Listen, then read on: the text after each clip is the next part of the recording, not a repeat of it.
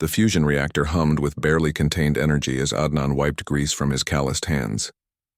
3 years aboard the salvage vessel, persistence had taught him that human engineering could make miracles from scraps, a philosophy that had kept their ragtag crew alive in the outer rim territories where even the Galactic Council's reach grew thin.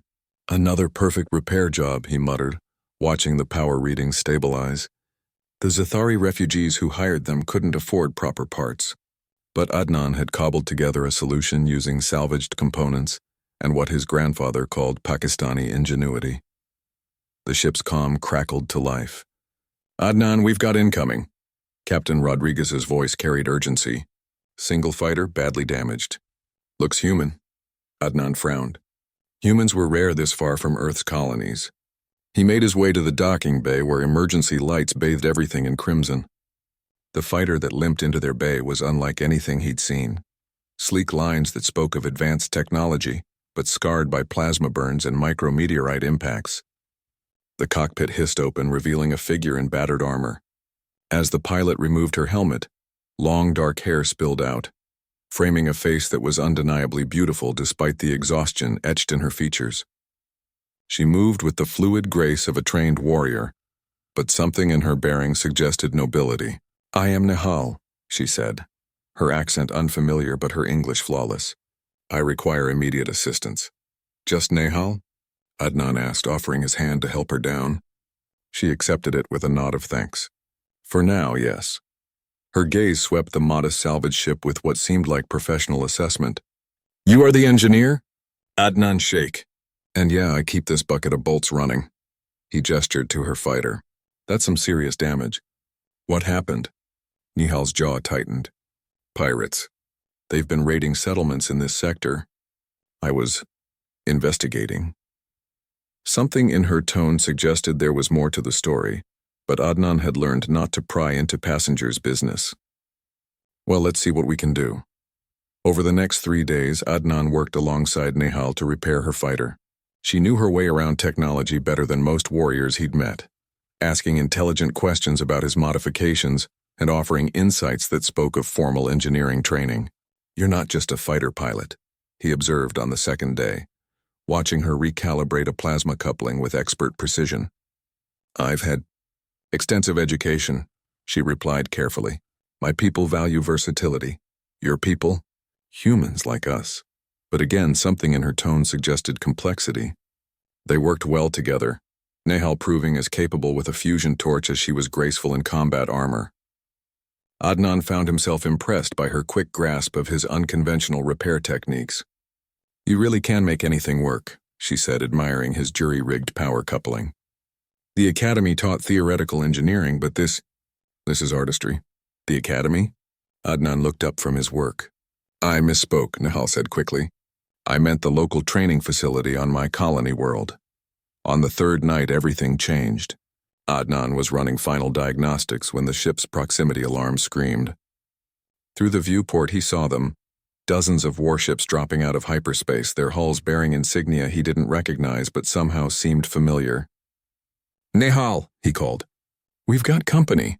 She appeared at his shoulder, no longer wearing her simple flight suit but rather an elaborate uniform that seemed to shimmer with integrated technology. Her entire demeanor had changed from weary warrior to commanding presence. "Signal them," she said, her voice carrying new authority.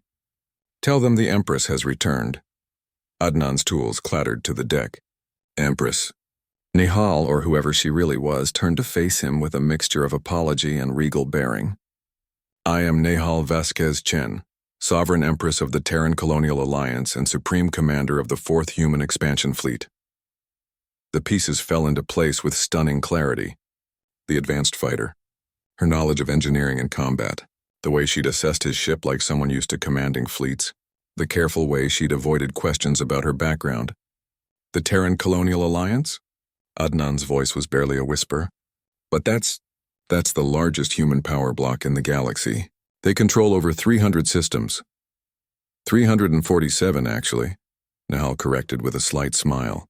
"And yes, I've been away from my throne for 6 months, hunting the pirate fleets that have been terrorizing our border worlds."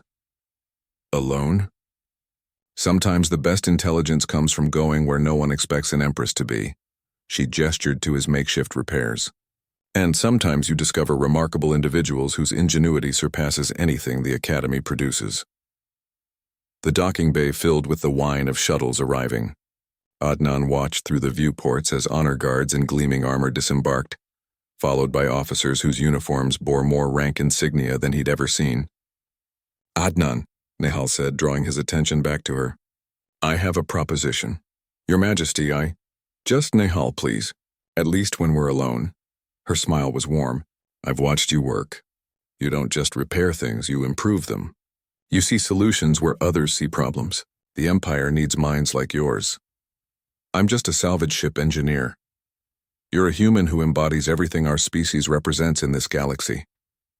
Her voice carried conviction, adaptability, innovation, the refusal to accept that something cannot be done.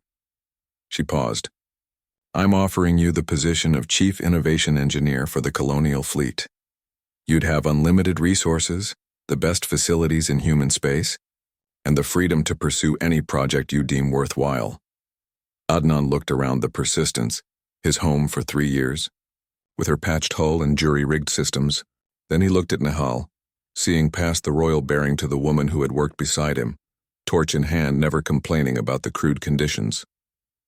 "Will I still get to build things from scrap sometimes?" he asked. Nehal laughed, the first truly carefree sound he'd heard from her. "Adnan, I have a feeling that no matter how many resources I give you, you'll still find ways to exceed expectations with impossible solutions." As the Empress's flagship arrived to escort them back to the heart of human space, Adnan realized his life was about to change in ways he'd never imagined. But one thing remained constant.